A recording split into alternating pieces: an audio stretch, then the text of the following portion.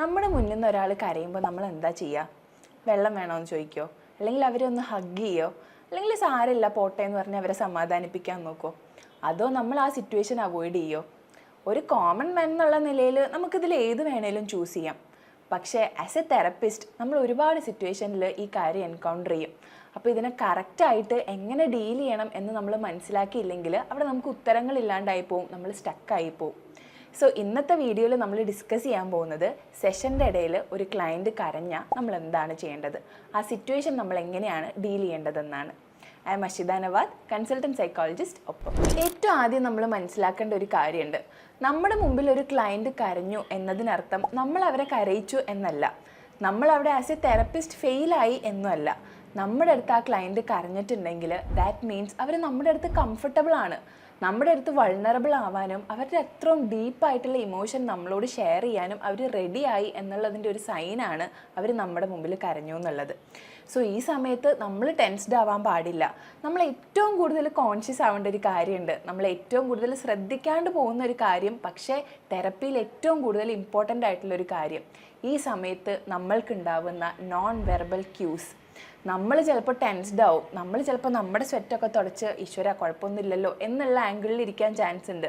Also നമ്മൾ ഭയങ്കര റിജിഡായിട്ട് നമ്മുടെ ഫേസിൽ ആ ടെൻഷൻ കാണിച്ച് ഇവരുടെ കരച്ചിൽ നിർത്താൻ ഞാൻ എന്താ ചെയ്യുക എന്നുള്ളൊരു പേടിയിലാണ് നമ്മൾ ഇരിക്കുന്നത് എന്നുള്ളത് അവിടെ എവിഡൻ്റ് ആവരുത്. നമ്മൾ അവിടെ സ്ട്രോങ് ആയിട്ടും സ്റ്റേൺ ആയിട്ടും ഇരിക്കുക, പക്ഷേ നമ്മുടെ മുഖത്ത് ആ ഒരു എമ്പതി വരണം. ഓൾസോ ഈ സിറ്റുവേഷനിൽ നമ്മുടെ പോസ്ചറിനെ പറ്റി നമ്മൾ ശ്രദ്ധിക്കണം. നമ്മൾ ഓപ്പൺ പോസ്ചർ കീപ്പ് ചെയ്യുക എന്നുള്ളത് ഭയങ്കര ഇമ്പോർട്ടൻ്റാണ്. ക്ലയൻറ്റ് കരയാൻ തുടങ്ങുമ്പോൾ ഓക്കെ എന്നാൽ നിങ്ങൾ കരഞ്ഞിട്ട് വാ, അതുവരെ ഞാനിവിടെ വെയിറ്റ് ചെയ്യാം, ഈ രീതിയിലൊന്നും നമ്മൾ നമ്മുടെ പോസ്ചറിനെ ചേഞ്ച് ചെയ്യാൻ പാടില്ല. ആ ഓപ്പൺ പോസ്ചർ കൃത്യമായിട്ട് മെയിൻറ്റെയിൻ ചെയ്യുന്നതും ഞാനിവിടെ അവൈലബിൾ ആണ്, you can take your time, ആ ടൈം കഴിഞ്ഞ് വരുമ്പോഴും ഞാനിവിടെ ഉണ്ടാവും എന്നുള്ള കാര്യം through our non verbal cues ക്ലയൻസിന് മനസ്സിലാക്കി കൊടുക്കാൻ നമ്മൾ ശ്രമിക്കണം. ഇനി നമ്മൾ ശ്രദ്ധിക്കേണ്ട ഒരു കാര്യമാണ്, ക്ലയൻസ് കരഞ്ഞു തുടങ്ങുമ്പോൾ മിക്കപ്പോഴും തെറപ്പിസ്റ്റിന് ഇമ്മീഡിയറ്റ്ലി വരുന്ന ഒരു റിഫ്ലെക്സ് ഉണ്ട്. സാരില്ല പോട്ടെ, എല്ലാം ശരിയാവും ഇങ്ങനെ പറഞ്ഞ് സമാധാനിപ്പിക്കാൻ നമുക്ക് തോന്നും. പക്ഷേ ആ മൊമെൻറ്റിൽ അവർക്ക് തോന്നും ഞാൻ പെട്ടെന്ന് കരച്ചിൽ നിർത്തിയില്ലെങ്കിൽ എൻ്റെ തെറപ്പിസ്റ്റിന് എന്തെങ്കിലും തോന്നുമോ, ഞാനിങ്ങനെ കരയുന്നത് എൻ്റെ തെറപ്പിസ്റ്റിന് ഓക്കേർഡ് ആവുന്നുണ്ടോ, ഈ കാര്യങ്ങളൊക്കെ ക്ലയൻസിന് ഫീൽ ആവാൻ ചാൻസ് ഉണ്ട്. സോ നമുക്ക് ഇങ്ങനെ വരാൻ ചാൻസ് ഉള്ള ഈ ഒരു ക്വിക്ക് റിഫ്ലെക്സിനെ നമ്മൾ കൺട്രോൾ ചെയ്യാൻ പഠിക്കണം. പെട്ടെന്ന് തന്നെ അവരോട് പോയി സാരില്ല പോട്ടെ എല്ലാം നമുക്ക് ശരിയാക്കാം എന്ന് പറഞ്ഞാൽ അതവർക്ക് മനസ്സിലാവണമെന്ന് തന്നെ ഇല്ല. ബിക്കോസ് ഇങ്ങനെ കരഞ്ഞുകൊണ്ടിരിക്കുന്ന ഒരു മനുഷ്യൻ്റെ ബ്രെയിനിലപ്പോൾ ആക്റ്റീവായിട്ടുണ്ടാവുന്നത് അവരുടെ ഇമോഷണൽ ബ്രെയിൻ ആയിരിക്കും. സോ ഇത് ലോജിക്കലി ചിന്തിച്ചിട്ട് ഓക്കെ ഇത് ശരിക്കും ശരിയായിക്കോളും എന്നൊന്നും അവർക്കപ്പോൾ മനസ്സിലാക്കാൻ പറ്റില്ല. ആ മൊമെൻറ്റിൽ ഏറ്റവും കൂടുതൽ നമ്മളെ സഹായിക്കാൻ പോകുന്ന ഒരു കാര്യം എന്താണെന്നറിയോ? അവിടെ നമ്മൾ മെയിൻറ്റെയിൻ ചെയ്യാൻ പോകുന്ന ഒരു മീനിങ് ഫുൾ സൈലൻസ്. ഓക്വേർഡ് ആയിട്ടുള്ള ഒരു സൈലൻസ് അല്ല, നമ്മൾ അവിടെ പ്രസൻ്റ് ആണെന്ന് ക്ലയൻസിനെ അറിയിച്ചുകൊണ്ടുള്ള ഒരു മീനിങ് ഫുൾ സൈലൻസ്. അപ്പോൾ അവർക്ക് മനസ്സിലാവും ഈ ഒരു സിനാരിയോയിൽ ഞാൻ കരഞ്ഞാൽ അത് ഓക്കെയാണ്, ഇവിടെ ഞാൻ കരഞ്ഞതുകൊണ്ട് എൻ്റെ തെറപ്പിസ്റ്റ് അൺകംഫർട്ടബിൾ ആവുന്നില്ല, ഈ സിറ്റുവേഷൻ എനിക്ക് കരയാനും കൂടെ വേണ്ടിയുള്ളതാണെന്ന്. സോ അതുകൊണ്ട് തന്നെ നമ്മൾ ആ ഒരു സൈലൻസ് അവർക്ക് വേണ്ടി ഹോൾഡ് ചെയ്യേണ്ടതും നമ്മൾ ഇമ്മീഡിയറ്റ്ലി ചാടിക്കയറി സാരില്ല എന്ന് പറയുന്നതോ അല്ലെങ്കിൽ അവരെ ഫിക്സ് ചെയ്യാൻ പോകുന്നതോ ഒക്കെ നമ്മൾ അവോയ്ഡ് ചെയ്യേണ്ടത് വളരെ ഇമ്പോർട്ടൻ്റ് ആണ്. ഓഫ്ലൈൻ സെറ്റിങ്ങിലാണെങ്കിൽ നമ്മൾ ശ്രദ്ധിക്കേണ്ട ഒരു കാര്യമുണ്ട്, ടിഷ്യൂ പ്രോട്ടോക്കോൾ എന്ന് പറയും. നമ്മുടെ കയ്യിൽ ഒരു ബോക്സ് ടിഷ്യൂ ഉണ്ടെങ്കിൽ അല്ലെങ്കിൽ ആ സെറ്റിങ്ങിൽ ഒരു ബോക്സ് ടിഷ്യൂ അവൈലബിൾ ആണെങ്കിൽ നേരെ പോയി ടിഷ്യൂ വേണോയെന്ന് ചോദിക്കുന്നതിന് പകരം ആ ടിഷ്യൂ എടുത്ത് അവരുടെ കയ്യിലേക്ക് കൊടുക്കുക. വേണമെന്ന് ചോദിക്കുമ്പോൾ എന്തായി, വീണ്ടും നമ്മൾ ആ കരച്ചിലിനെ ഇൻട്രപ്റ്റ് ചെയ്തതുപോലെയായി.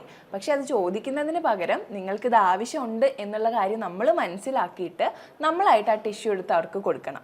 സോ ദാറ്റ് അവർക്ക് ഫീൽ ചെയ്യും എന്നെ ഇയാൾ മനസ്സിലാക്കുന്നുണ്ട്, ഞാൻ പറയാത്ത കാര്യങ്ങളും ഞാനിപ്പോൾ ഇമോഷണൽ ആണെന്നും ഞാനിപ്പോൾ വൾണറബിൾ ആയിട്ട് ഇരിക്കുന്നുണ്ടെന്നും അവർക്ക് മനസ്സിലാവുന്നുണ്ട് എന്ന് ക്ലയൻസിന് മനസ്സിലാവണം. യൂഷ്വലി ക്ലയൻസ് സെഷനിൽ കരയുമ്പോൾ നമ്മൾ കൊടുക്കുന്ന റെസ്പോൺസസിൽ പലപ്പോഴും കണ്ടുവരുന്ന 2 കോമൺ എറേഴ്സ് ഉണ്ട്. അതിലൊന്നാമത്തേതാണ് നമ്മൾ ഡയറക്റ്റ്ലി അവരെ ഫിക്സ് ചെയ്യാൻ പോകും. അവർ കരഞ്ഞു തുടങ്ങുമ്പോഴത്തേക്കും സാരമില്ല പോട്ടെ, നമ്മളിതൊക്കെ മാറ്റാൻ വേണ്ടിയല്ലേ ഇങ്ങോട്ട് വന്നേ, അതിനല്ലേ ഞാനിവിടെ ഇരിക്കണേ എന്നുള്ള രീതിയിൽ റെസ്പോൺസസ് കൊടുക്കും. പക്ഷെ ഇത് നമ്മൾ ഒരിക്കലും ചെയ്യാൻ പാടില്ല.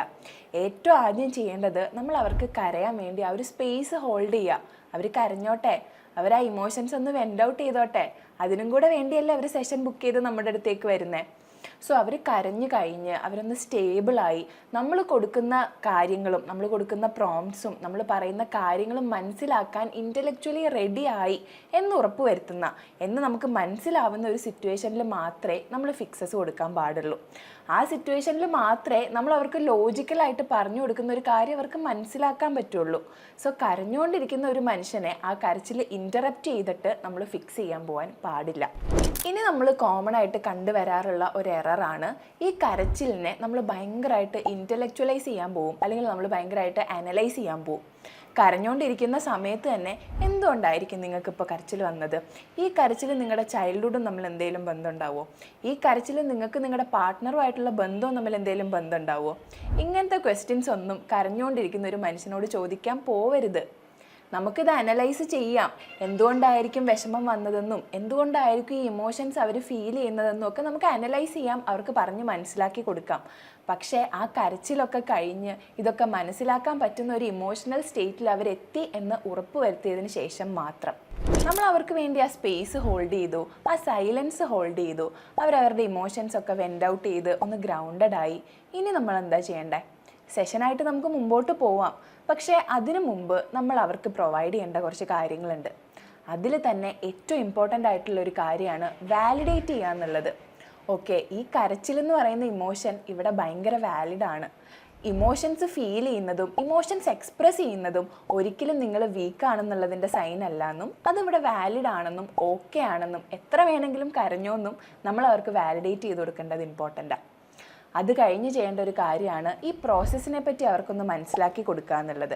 കരഞ്ഞപ്പോൾ എന്താ ബോഡിയിൽ ഫീൽ ചെയ്തേ? ഏത് ഇമോഷൻസാണ് നിങ്ങൾക്ക് വന്നത്? ദേഷ്യം വന്നിട്ടാണോ കരഞ്ഞേ? സങ്കടം വന്നിട്ടാണോ കരഞ്ഞേ? ഈ കാര്യങ്ങളൊക്കെ, ഈ പ്രോസസ്സൊക്കെ ഒന്ന് മനസ്സിലാക്കാൻ വേണ്ടി അവരുടെ കൂടെ നമ്മൾ ഇരിക്കുക എന്നുള്ളതും അതവർക്ക് മനസ്സിലാക്കി കൊടുക്കുക എന്നുള്ളതും ആസ് എ തെറപ്പിസ്റ്റ് നമ്മൾ ചെയ്യേണ്ട ബേസിക് കാര്യങ്ങളിലൊന്നാണ്.